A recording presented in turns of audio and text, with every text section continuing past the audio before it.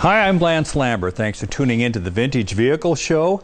We are at the Petersen Automotive Museum in Los Angeles, California, and we have something really special for you. In the museum, there's an area called the Vault, and this is not open to the general public. This is a real special place where they keep the cars that aren't visible to the rest of the people in the building, and they bring them out every once in a while and show them. So there's some pretty special cars here, and also a pretty special person, Chris Brown. Hey, Lance, how's it going? Good. Thanks for being on the show. Thank you for having me. Yeah. The Vault, tell us about it. Yeah. Welcome to Car Guy Paradise, right? Well, the Vault is a very special, hallowed place within the Petersen Automotive Museum. We don't just open it to anybody, and it's where we store all of our vehicles that aren't on display. We have well over 300 vehicles in our collection, and we probably have another 100 to 200 at any time in the building for other reasons, whether they're here on loan or in storage or what have you. And when you come here to see the cars, you see around 150 or so vehicles on display, but you got to come down here to see the other 150. And here we are. Here we are. Well, this is what an honor to be here. I'm going to start the show off with dessert. We're going to go to probably the best thing in this big expanded garage here, the best car. There's a Rolls Royce over here that is the definition of the word spectacular. Let's go look at it. Absolutely. All right. Several years ago, the Vintage Vehicle crew went to the LA Concours and filmed it. Great show. But at that show, the crown jewels was this car. It was drawing a huge crowd. It does everywhere it goes. Any show you take this car to, you're going to get a crowd. And just look at it. It has to. I mean, just for one thing, it's huge. It's about 22 feet long. It's a Leviathan. I mean, it's just this gigantic automobile, and it's one of the most dramatic Rolls Royces ever built. It gets its unusual nickname, we call it the round door Rolls, from the door that's on the side of the car. It's a perfectly round door, and that's where it gets its name. But its real name is the Rolls-Royce Phantom 1 Aerodynamic Coupe. So its name is just as big as it is. Is this one of one? It is one of one. It started life as a convertible or cabriolet, I believe, and that was around 1925. 1934, the owner at that time was kind of tired of the body, so they took it to Jonquière in Belgium. They threw the body away and built this beautiful masterpiece. The history of this: the first owner, he had the second body put on. Is that correct? Yeah, well, there's a few parts of this car's history that we're still discovering. Mm-hmm. We know that a Maharaja owned it, and we believe it was before it had this body on it. At some point in time, it did get changed to the car that you see here. It went through another series of owners over the years, and at one point in time it actually languished in a wrecking yard in New Jersey. Wow. We have photos of this car with the paint flaking off of it, just sitting there in the weeds. It was rescued in the 1950s by a guy named Max Obie. Max Obie was a show promoter, and he never passed up the opportunity to make a buck. So he bought this car, sort of restored it, painted it a very gaudy gold metal flake. He said that he used actual gold dust in the paint. And he put it in the back of a semi-truck and paraded around the country charging people $1 to go see the $100,000 sports car that belonged to the Duke of Windsor. That was all made up. There was no British royalty associated with this vehicle at all.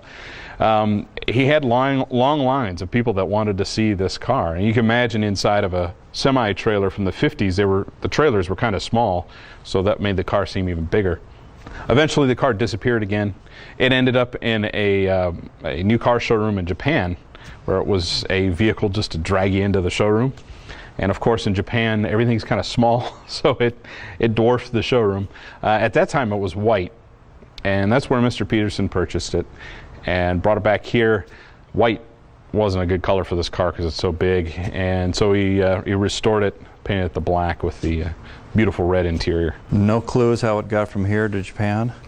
I'm not sure who bought it and took it over there, but like I said, we have little bits and pieces of its history throughout, and we're still finding more. All right, so if any of the viewers out there have any of the bits in between your bits, they should contact us. Let us know. Let us know. Well, I started with the dessert. Let's go to some of the main course here, all right? Plenty to eat. All right. If you're a ZZ Top fan, if you're a Cadillac fan, if you're a Boyd Coddington fan, this is the car for you. This is Cadzilla. This is a very significant custom car. Tell us about it. Yeah, absolutely. This is probably my favorite car that Boyd Coddington built. It's a stunning custom, just the right proportions. So it started life as a 48 Cadillac sedanette.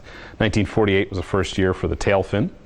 But as you can see, these tail fins are highly modified to something that's quite modern and striking. The car was chopped and cut so many different ways that it's barely recognizable as the original car anymore. The proportions are certainly a lot lower and a lot longer than the original. It was actually designed by Larry Erickson for Boyd to put together for Billy Gibbons of ZZ Top. And Billy still owns the car. Okay. And it was built what year? I believe it was 89, around the time it was finished. The thing that's interesting is that one of the things is some of the cars that were built then look like they were built then. Yes. This car looks like it was built last Thursday. I mean, the styling cues on this thing hold up. It's really nice. Yeah, it's a very clean aesthetic that was used on this car. And one of the things that they did that typically will date a car are the wheels. You know, if wheels are very style conscious, they're only cool for a certain amount of time and then they kind of move on. But if you look at these wheels, which are giant discs that sort of look like the sombrero hubcaps that these cars would have had originally, they're actually larger than the wheels. It's a disc that's over top of the wheel, so it actually makes it look like a larger diameter wheel than it actually is, and that just accents it, gives it a bigger look, because at that time they weren't doing gigantic wheels. Yeah. So it looks very contemporary now. It does. Billy Gibbons, have you been able to meet with him? And Yeah, actually Billy's a big friend of the museum, and we have vehicles of his on display from time to time, this just being one of them, but every so often we have another Billy car that shows up here at the museum, and he comes to some of our events too. Okay, I'm going to get myself in trouble with some of the viewers here. The guy has a bad hat, a bad beard, but great cars. Yeah. Great cars. Awesome taste in cars. Just my opinion here. Yeah. Well, let's take a look down here. We have something else that's pretty famous. All righty. When I was in grade school, Dwight Eisenhower was in town in Tacoma, Washington, and they paraded all the students out of Franklin Elementary, and they lined us up on the street, and Eisenhower was driving by, and he waved at all the kids, and I knew he was waving just at me. Of course. And I actually started crying. I shouldn't admit that, but I was so excited. Well, Dwight D. Eisenhower also rode in this. Tell us about it. Yeah, this is a car that they made three of. This is the 1952 Chrysler Imperial Parade Phaeton. Now it looks like a 56, and I'll get to that in a second, but it came out in 1952. They built three of them. They built one for the city of New York, one for the city of LA, and then this car was actually built for the White House. The White House doesn't accept gifts, so Chrysler retained this vehicle and then lent it out whenever a president needed it. In 1956, they took all three vehicles back and cut off all the 1952 sheet metal and updated it, because they wanted to make sure that the president was represented in the newest version of their vehicle, because not only is this a presidential vehicle, but of course it serves as a marketing tool for Chrysler Corporation. Right. So the cars were all redone, and that's what you see today. It's completely unrestored from that point in time. But it's a big, beautiful Chrysler, and it's the only one of the three that's actually in private hands. The other two are still retained by their cities. Do you get this out in public very much? Every once in a while we take it out. It was in the Rose Bowl parade once, and to great fanfare, of course, and we take it to shows every once in a while, and it runs and drives. Of course, you know, a car this big doesn't handle all that great, but it does run and drive. This car has served Eisenhower, but it's also served Nixon, and several of the early astronauts have ridden in this car. So there's a lot of history that came out of these leather seats here. When people are coming through the Petersen and they see this, do some of them go, "Who's Eisenhower?" or does everybody know? Well, I think when you say President Eisenhower, then they automatically know, clue. Even if they don't know. You know.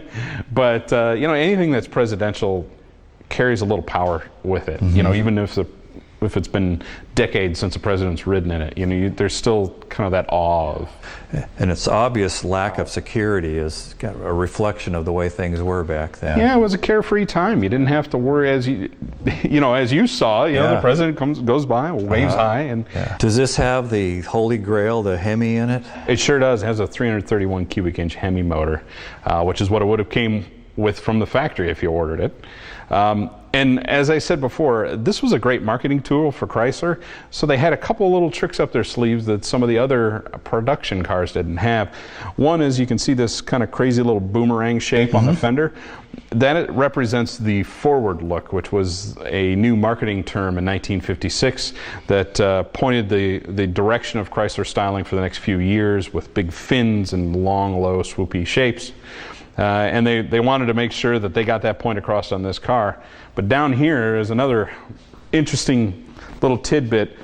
You have the letters that say Imperial. Now, on a stock Imperial, these would be spread out about that wide, and they'd be at the very end of the tail fin.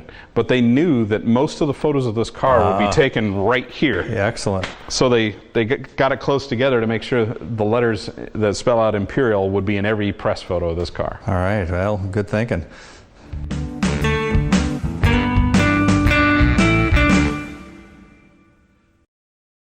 Chris, I don't have a clue. What is it?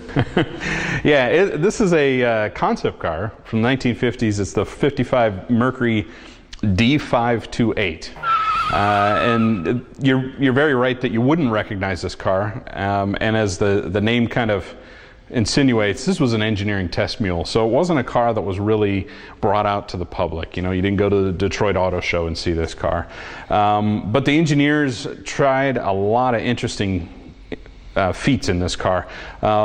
First of all, look at the size of this. This is the biggest all fiberglass car that Ford had put together at this point. But what they were really testing out not only was fiberglass, but it was also air conditioning and structural engineering. If you notice, the roof line is very swoopy, but it's a full hardtop, meaning there are no pillars. There's no A pillar, there's no B pillar, there's nothing. It's just a cantilevered roof. The car, because it's made out of fiberglass, and fiberglass never stopped shrinking, over time it wanted to pop that windshield out because there's so much stress on that. So at a later date, somebody added these little aluminum struts in there to hold it up. But essentially, it's a full cantilevered roof.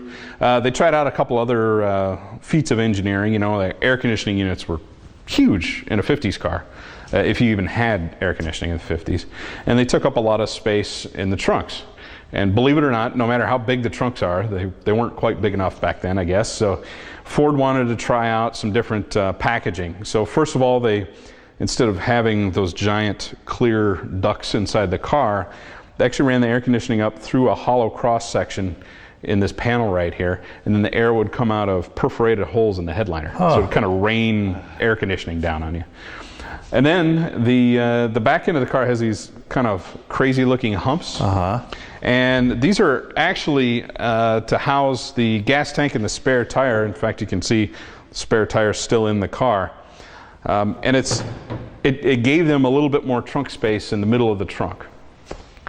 So they tried out a lot of different engineering on this car, and you know, eventually they were done with it and didn't need it anymore. So they ended up selling this car to George Barris, famed Hollywood customizer, a guy you guys have featured on the show several times, and he bought this car at the same time that he bought the Lincoln Futura that became the Batmobile. Okay. This car didn't gain quite the same kind of fame, but it did have a Hollywood history.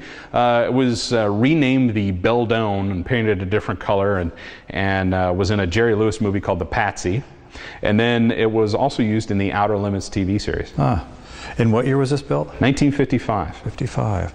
And the breezeway window on the back? Yeah, it even has what was known as a breezeway window when it was finally sold on Lincolns and Mercurys.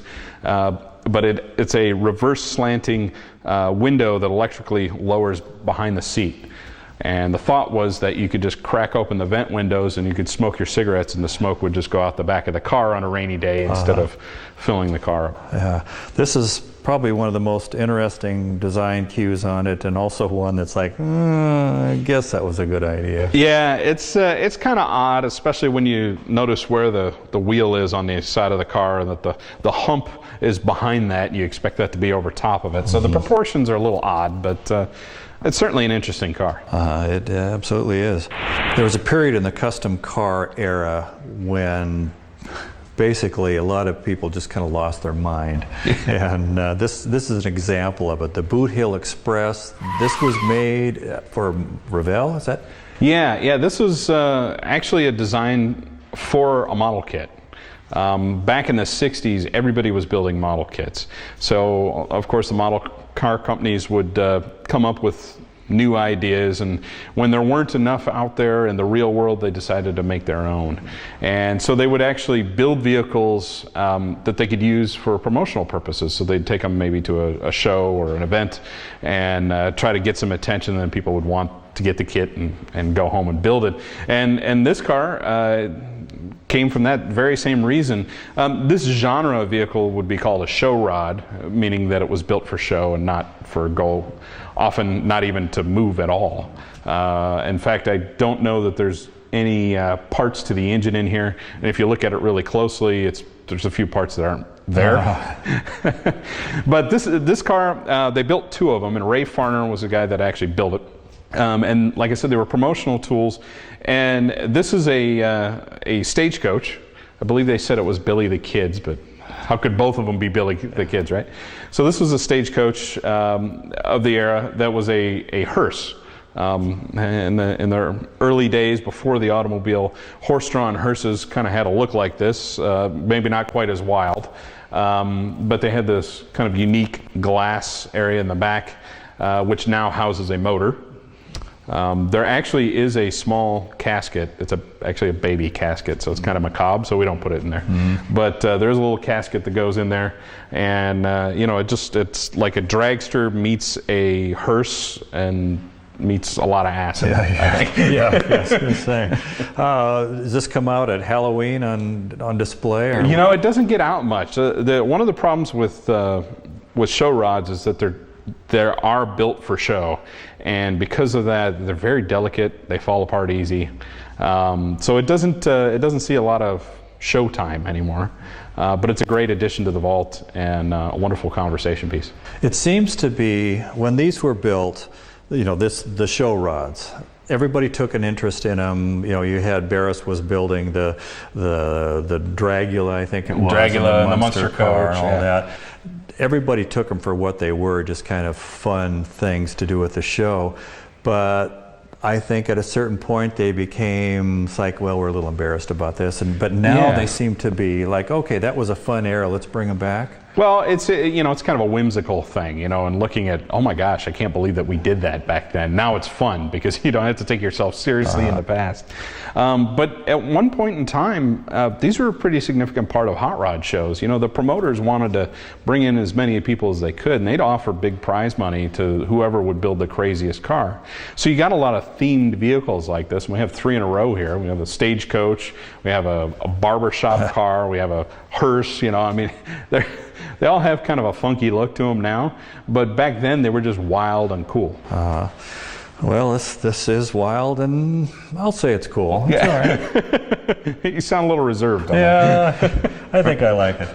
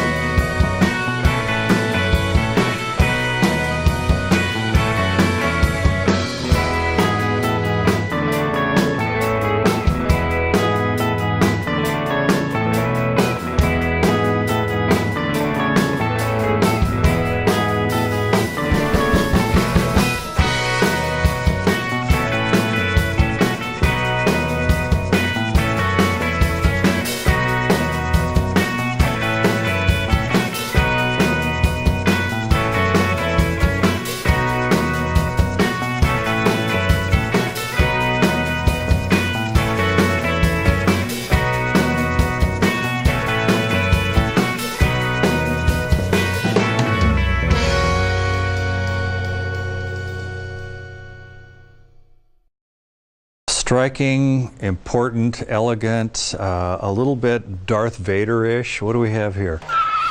This is a presidential limousine. This one was ordered the day after the Pearl Harbor invasion, so it should look ominous. This was the first armored car ordered new by the White House. So it was ordered the day after Pearl Harbor. They, the president's, of course, one of the most important people in the country, and has to guide the country and has to do it from a safe vehicle. And of course, the Secret Service the day after Pearl Harbor said, "Wait a minute, we're now in this war. We need to protect the president." So they ordered this car, but in the meantime, you got to wait for the car to get built. So they pulled a car out of the impound that belonged to Al Capone, and it was actually a armored car. So the president was riding around in Al Capone's car for a while until this car showed up. And of course, it's a beautiful car. In 1942, had slightly different trim, a little bit different front end. In 1946, then they updated it, changed a few things on it. But it's powered by a big Lincoln V12 flathead motor, and it actually has armor everywhere around the car, in the doors, in the cowl behind the firewall there. It even has 8 layers of glass laminated together in every door. Looks like about 2 inches worth. Yeah, it's thick. Now, I don't know what caliber that would protect you from, but certainly it would offer a bit of protection for the president. The car was so big and so heavy, they actually had problems with the axles breaking. So they actually had to upgrade it with truck axles and wheels to hold on to all the weight of this beast. It has a real FM radio to communicate with the White House, because at that time, of course, music wasn't part of the FM band. Mm-hmm. And it served both Roosevelt and Truman. This car went to the Yalta Conference, where they decided how to divide up Europe. So this car's been through a lot of history, and it's a great piece and a very important piece to have here at the museum. Did Stalin or Churchill ever sit in the back of this, do you know? You know, I don't know if they sat in the back of it, but I'm sure this car was close to those people. Chris, thank you very much for letting us come into the vault. Thanks for coming out. This is a big deal. If somebody wants to come to the Petersen and beg and grovel and do anything they can to get into the vault or see everything else that's here, how do they go about it? Well, first of all, you can find us at petersen.org. It's petersen.org. Or come here to the museum. We're at the corner of Wilshire and Fairfax, and this is open from 10 to 6 Tuesday through Sunday. We're closed on Mondays typically. And the vault, believe it or not, you can actually get down here on a separate private tour. Mm-hmm. You get a 90-minute tour with stories behind every one of these great cars we have. Mm-hmm. Well, that's a pretty good thing for the price. Again, Chris, thank you very much. What an honor to be here, and what an honor to have you watching the show again. If you weren't watching, we wouldn't have a show. So thank you very much, and we will see you again next time. Until then, bye-bye.